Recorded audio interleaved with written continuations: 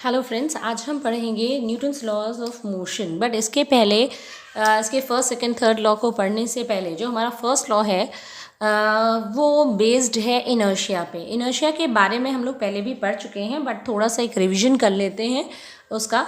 ठीक है कि व्हाट इज़ इनर्शिया। तो द इनर्शिया है क्या? तो the tendency of an object to remain in the given state, यानी किसी भी ऑब्जेक्ट की उसी स्टेट में अपने स्टेट को बनाए रखने की जो टेंडेंसी होती है उसे हम इनर्शिया कहते हैं। ठीक है, यानी कोई भी बॉडी जो है वो अपनी ही स्टेट में रहे, अपनी स्टेट को चेंज ना होने दे, वही उसकी इनर्शिया है। इसे हम ये भी कह सकते हैं जैसे the inability of body to change its state of motion by itself. ठीक है, okay, you can say this also. इसकी बहुत सारी डेफिनेशंस आप बना सकते हैं, है ना। आप ये भी बता सकते हैं that the inertia is the property of the body due to which it resist or change in its state of rest or of uniform motion. ठीक है, तो बॉडी किसी भी बॉडी का, ठीक है, अपनी स्टेट को बनाए रखना, चाहे वो मोशन में हो चाहे वो रेस्ट में हो, उसे इनर्शिया कहते हैं। ठीक है, किसी भी बॉडी का इनर्शिया जितना ज़्यादा होगा उसकी बॉडी को के शेप को, साइज़ को, या हम ये कहें उसकी स्टेट को चेंज करने के लिए हमें उतना ही ज़्यादा फोर्स की ज़रूरत पड़ेगी। ये हम पढ़ चुके हैं अपने लास्ट वीडियो में ही, है ना।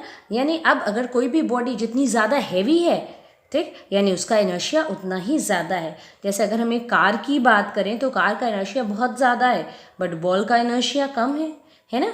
ठीक है, तो इनर्शिया डिपेंड किस पे करता है? मास पे डिपेंड करता है। यानी मास जितना ज़्यादा होगा, बॉडी जितनी हैवी होगी, उसका इनर्शिया उतना ही ज़्यादा होगा। और उसे, ठीक है, उसे मूव करने में, उस बॉडी को मूव कराने के लिए हमें उतना ही ज़्यादा फोर्स उस पर अप्लाई करना पड़ेगा। ठीक है, तो इनर्शिया जो होती है बॉडी की वो मास पर डिपेंड करती है। हम ये कह सकते हैं that inertia is directly proportional to the mass. ठीक है, ओके, तो inertia directly proportional to mass. जैसे जैसे मास बढ़ता जाएगा इनर्शिया बढ़ता जाएगा और उतना ही ज़्यादा फोर्स हमें अप्लाई करना पड़ेगा उसकी स्टेट को चेंज करने के लिए। ठीक है, इनर्शिया के टाइप्स की हम बात करें तो inertia of rest, inertia of motion, inertia of direction. इसमें हम लोगों ने काफ़ी डिस्क्रिप्टिव बात की थी लास्ट वीडियो में, तो प्लीज़ आप उसको एक बार देख लीजिएगा। ठीक है, नेक्स्ट टॉपिक पे जो हम आगे आज पढ़ने जा रहे हैं, जो हमारे इस वीडियो का मेन टॉपिक है, वो है न्यूटन्स लॉ ऑफ मोशन। तो फर्स्ट लॉ ऑफ मोशन है, Newton's first law of motion जो है, इसे लॉ ऑफ इनर्शिया भी कहा जाता है। तो इसके अकॉर्डिंग है क्या? हम लॉ सबसे पहले समझ लें कि लॉ हमारा है क्या। That every body continues to be in the state of rest or in uniform motion, okay, in a straight line unless and until any external force, कौन सा? unbalanced, applied on it। समझ लेते हैं that every body continues to be in the state of rest। हर एक body वो अपनी rest की state को या यूनिफॉर्म मोशन की स्टेट को, जो स्ट्रेट लाइन में वो मूव कर रही है, उसको बनाए रखेगी अनलेस एंड अनटिल, ठीक है, जब तक एनी एक्सटर्नल फोर्स, कौन सा? अनबैलेंस, जब तक उस पर कोई अनबैलेंस्ड फोर्स हम अप्लाइड ना करें। ओके,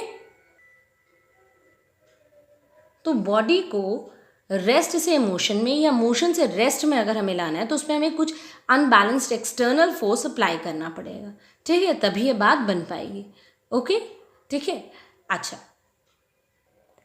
इसके कुछ अगर हम एग्जाम्पल्स की बात करें तो हम जैसे बात कर सकते हैं कि जैसे a man is sitting it's the bus और अ कार, है ना, वो बैठा हुआ है और बस जैसे ही स्टार्ट करती है मूव करना, ठीक, वो पर्सन जो है, वो मैन जो है, वो पीछे की तरफ उसको जर्क लगता है।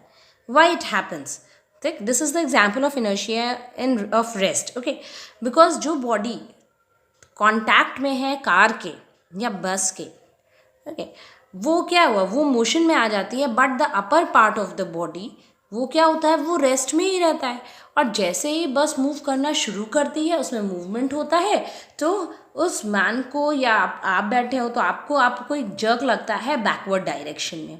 ठीक है, पीछे की तरफ एक जर्क लगता है और आप पीछे की तरफ गिर जाते हैं। ठीक है, आपने इस चीज़ को महसूस किया होगा जब भी आप बस में या कार में बैठे होंगे। इसके और एग्जाम्पल्स ले लेते हैं। ओके, तो अगर हम बात करते हैं कैरम की, आपने कैरम लिया, उसमें सारे कॉइन्स को आपने क्या किया, एक के ऊपर एक सेट कर दिया, ठीक है। नाउ अब आप जब उसे स्ट्राइक करेंगे तो क्या होता है, जो नीचे वाला कॉइन होता है, सबसे ज़्यादा नीचे वाला कॉइन, वो आपने जैसे ही स्ट्राइकर से स्ट्राइक किया वो मूव कर जाता है, लेकिन ऊपर का जो आपने शेप बना करके रखा है, सारे कॉइन्स जो इकट्ठा करके रखे हैं, उसकी बिल्डिंग बना के, वो सीधे नीचे चला जाता है ना, वो नहीं गिरता है, बस नीचे वाला जो कॉइन होता है वो स्लिप कर जाता है, ठीक है। ये क्यों होता है, अगेन आपने स्ट्राइकर से क्या किया, जो नीचे वाला कॉइन है उसको मूवमेंट दिया, उस पर ज़्यादा फोर्स अप्लाई किया और उसमें मूवमेंट दे दिया, बट ऊपर वाले जो भी कॉइन्स है वो रेस्ट की पोजीशन में ही है, उनको तो मूवमेंट मिला नहीं, है ना। नीचे वाले पे इतनी तेज़ी से आपने स्ट्राइक किया कि वो मूव कर जाता है, बट ऊपर वाली वैसे ही बिल्डिंग बनी रह जाती है कॉइन्स की। Okay, clear. तो Newton second law of motion को समझने के लिए हमें समझना है मोमेंटम, कि मोमेंटम क्या है, ठीक है।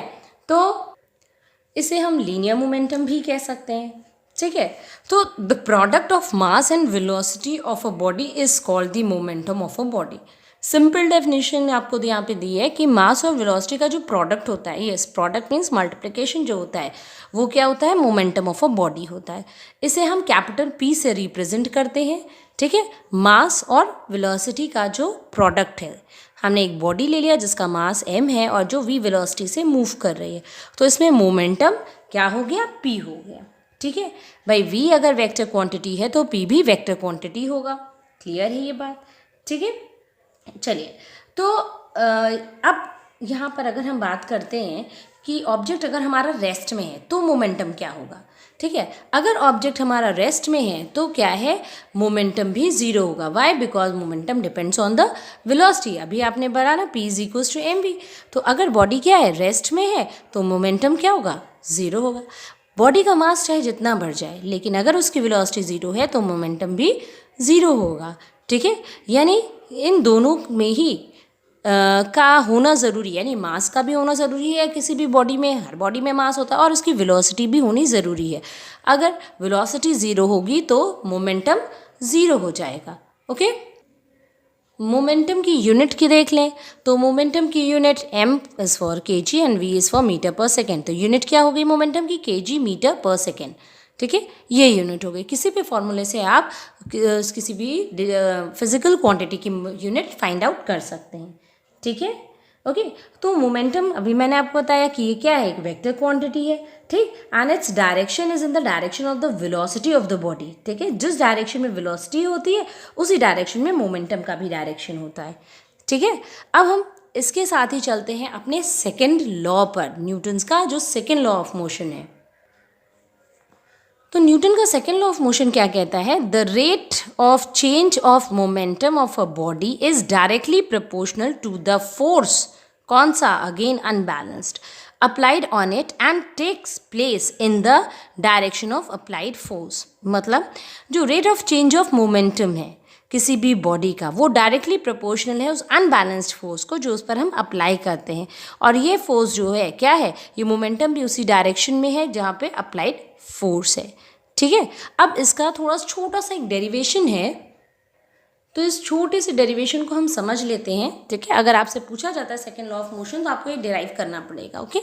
चलिए, तो हमने मान लिया that the suppose object of mass m is moving with velocity u, ठीक है, and force F is applied on it, ठीक है, कि कोई एक ऑब्जेक्ट है जिसका मास m है, जिसकी स्टार्टिंग में वेलोसिटी, जिसे हम इनिशियल वेलोसिटी भी कहते हैं, उससे हमने u ले लिया है, ठीक है, और उस पर हमने F फोर्स अप्लाई कर दिया। Now the velocity becomes v, अब उसकी वेलोसिटी जो है वो बदल गई तो वो v हो गई।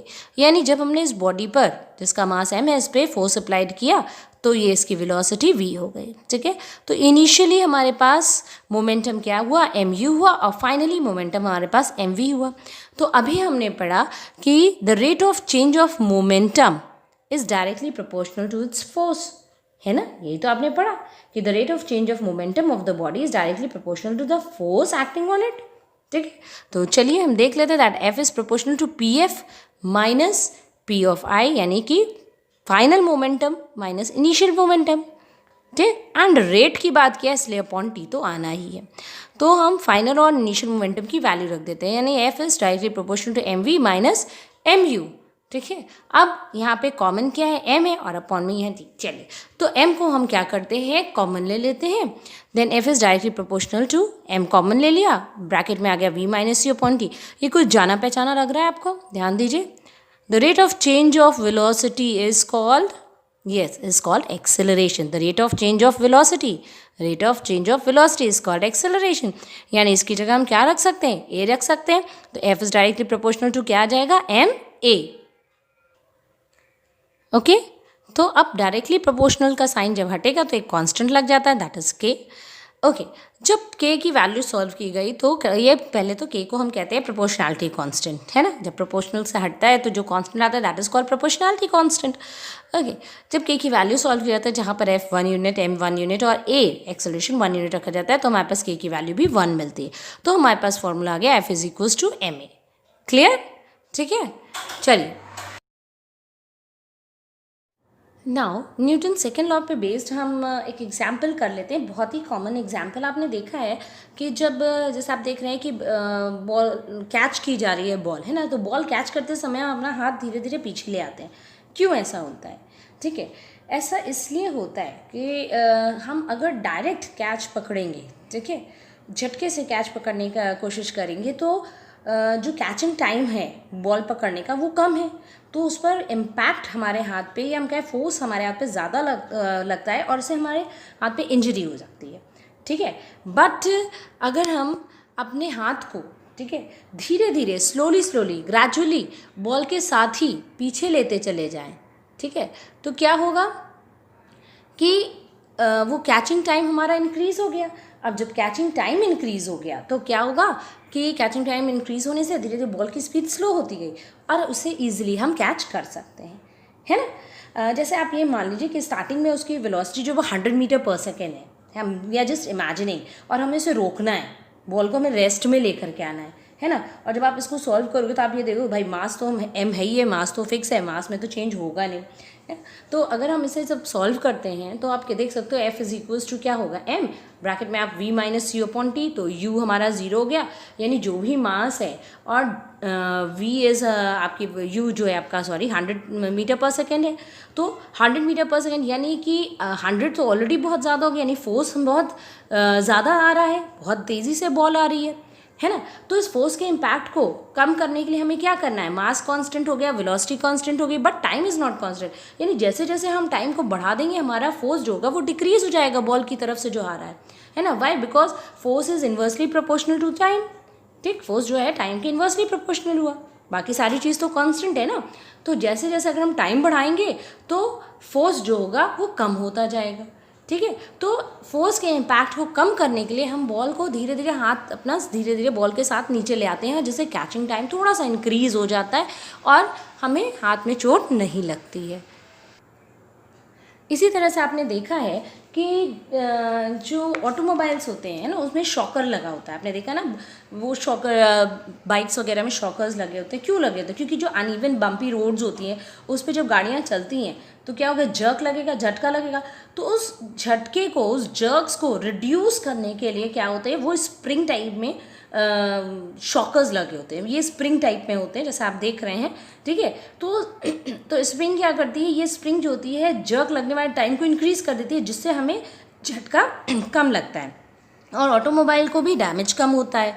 ओके, तो इसलिए ये शॉकर्स का यूज़ किया जाता है बाइक्स वगैरह में, जिससे जर्क को हम मिनिमाइज कर सकें, ठीक है। Newton's third law of motion, Newton's third law of motion क्या कहता है, that every action has equal and opposite reaction. Her action का इक्वल और ऑपोजिट रिएक्शन होता है ना। जैसे अगर आपका फ्रेंड आपको एक थप्पड़ मारता है तो ऑब्वियसली आप उसको घुमा करके फिर आप एक थप्पड़ मार दोगे, means every action has reaction, ये तो आप बहुत अच्छे से समझते हैं, है ना। तो अगर हमें कोई एक दो बॉडीज़ ले ली, ए और बी, ए है बी पर फोर्स अप्लाई कर रहा है, that is called F1 force, ये इस पर अप्लाई कर रहा है, बी भी इस पर फोर्स अप्लाई करेगा, दैट इज़ F2 फोर्स, ठीक है। तो ये दोनों ही फोर्स जो होंगे वो क्या हैं, ऑपोजिट डायरेक्शन में, ए बी पर लग रहा है, बी ए पर लगा रहा है, तो दोनों ही फोर्स जो है वो इक्वल होंगे और ऑपोजिट डायरेक्शन में होंगे। तो F1 is equals to minus F2, opposite है इसलिए माइनस शो कर रहा है। तो जितना भी फोर्स आप किसी भी ऑब्जेक्ट पर लगाएंगे तो ऑब्जेक्ट भी आप पर उतना ही फोर्स अप्लाई करेगा, ठीक है। मीन्स आप ये कैसे, जैसे आप वॉक कर रहे हो, आप ग्राउंड पर खड़े हैं, ठीक, तो आप खड़े हैं, आप फोर्स डाउनवर्ड अप्लाई कर रहे हैं, तो नीचे ग्राउंड की तरफ से भी तो आप पर फोर्स लग रहा है, ठीक है, फोर्स आप पर भी लग रहा है, तभी आप खड़े हैं डायरेक्शन में। आप ये भी कह सकते हैं जैसे कि आपने रॉकेट देखा होगा ना, रॉकेट जब उड़ता है, फ्यूल जब अपने फ्यूल को जलाता है तो डाउनवर्ड वो क्या करता है, एक डाउनवर्ड की तरफ एयर पे फोर्स लगाता है ना, तो नीचे से एयर क्या होती है, नीचे से एयर भी उसमें उतनी ही फोर्स से एग्जर्ट कर, थर्स्ट फोर्स क्या एग्जर्ट करता है, हम कह सकते हैं थर्स्ट, है ना, थर्स्ट क्रिएट करता है और रॉकेट सडनली वो ऊपर मूव करने लगता है, ठीक है। एक और एग्जाम्पल ले लेते हैं, जैसे अगर हमने एक बुक है टेबल पर रख दी, ठीक है, बुक है या बॉक्स है, वॉट आप कुछ भी टेबल पर रख दीजिए, तो क्या होगा, वो बॉक्स है वो अपना डाउनवर्ड डायरेक्शन में, है ना, डाउनवर्ड डायरेक्शन में फोर्स अप्लाई करेगा, ठीक है, उसका वेट नीचे के डायरेक्शन में अप्लाई होगा, ओके। अब न्यूटन्स थर्ड लॉ के अकॉर्डिंग क्या है, न्यूटन्स थर्ड लॉ क्या कहता है कि एवरी एक्शन हैज़ इक्वल और ऑपोजिट रिएक्शन, यानी अब क्या है, जैसे हमने अगर माना कि हमने एक बॉक्स रख दिया, तो ये बॉक्स जो है वो डाउनवर्ड, ठीक है, डाउनवर्ड इस टेबल पर क्या करेगा, फोर्स एक्सर्ट करेगा, तो ये टेबल भी तो इस बॉक्स पे अपवर्ड डायरेक्शन में उतना ही फोर्स एक्सर्ट करेगा, ठीक है। तो इस बॉक्स ने, जैसे हमने इस पेन को बॉक्स मान लिया, वी आर जस्ट इमेजिनिंग कि ये क्या है, डाउनवर्ड फोर्स अप्लाई कर रहा है ना, तो वो क्या हो गया, एक्शन फोर्स, और जो टेबल है इस बॉक्स पर नीचे से ऊपर की तरफ फोर्स अप्लाई कर रहा है, ठीक, दैट इज रिएक्शन फोर्स। तो ये दोनों ही फोर्स जो होंगे, ऊपर और नीचे के फोर्स, ये दोनों ही क्या है, एक दूसरे के क्या है, ऑपोजिट है और इक्वल फोर्स है, ओके। आई होप कि आज का लेक्चर आपको समझ में आ गया होगा, तो प्लीज़ सब्सक्राइब दिस चैनल, और नेक्स्ट टर्न पे हम लोग law of conservation of momentum पढ़ेंगे, okay. Thank you for watching.